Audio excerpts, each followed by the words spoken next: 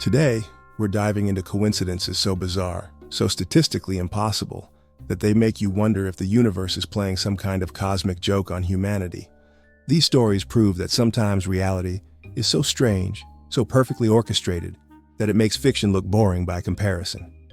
We're starting off with the Lincoln-Kennedy coincidence conspiracy. Every American school child learns about the assassination of Abraham Lincoln and John F. Kennedy, but most don't know about the web of coincidences connecting their deaths that reads like a conspiracy theorist's fever dream. Abraham Lincoln was elected to Congress in 1846. John F. Kennedy was elected to Congress exactly 100 years later, in 1946. Lincoln was elected president in 1860.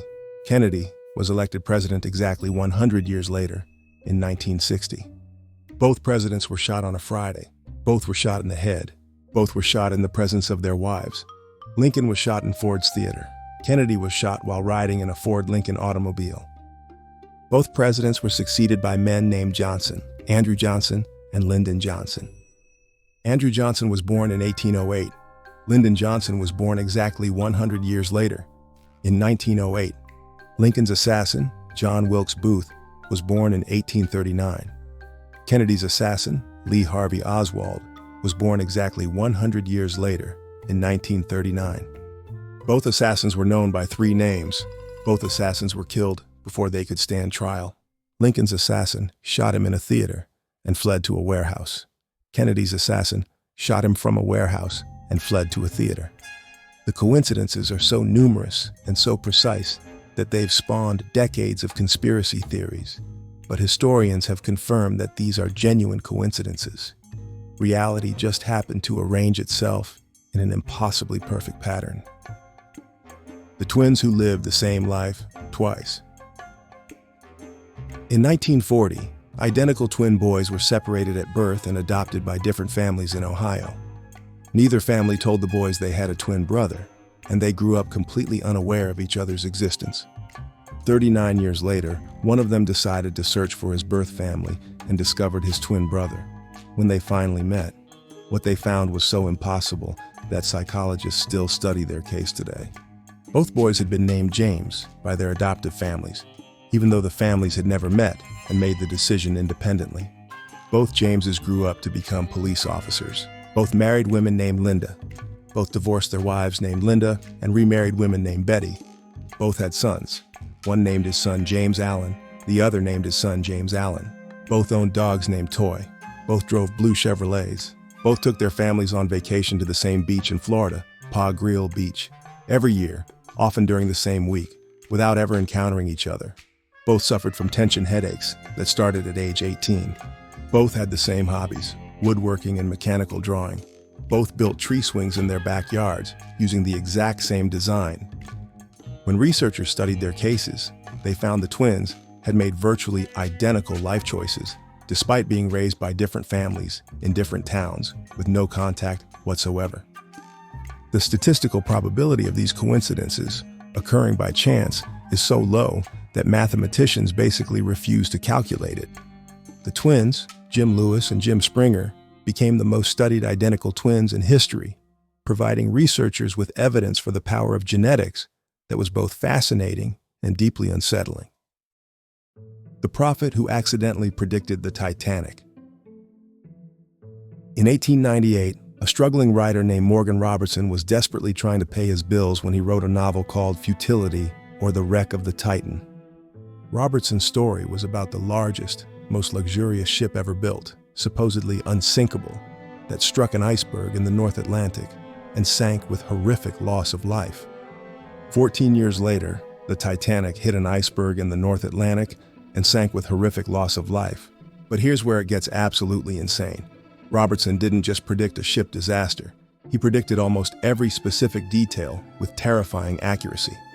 Robertson's fictional ship was called the Titan. The real ship was called the Titanic. The Titan was 800 feet long. The Titanic was 882 feet long. Both ships were described as unsinkable. Both struck icebergs on their starboard side. Both sank in April in the North Atlantic. Robertson's ship had a top speed of 25 knots. The Titanic's top speed was 24 knots. The Titan carried 3,000 passengers, but only had lifeboats for a fraction of them. The Titanic carried 2,224 passengers and crew, with lifeboat space for only 1,178. Even the time of collision was nearly identical. Both ships struck their icebergs just before midnight.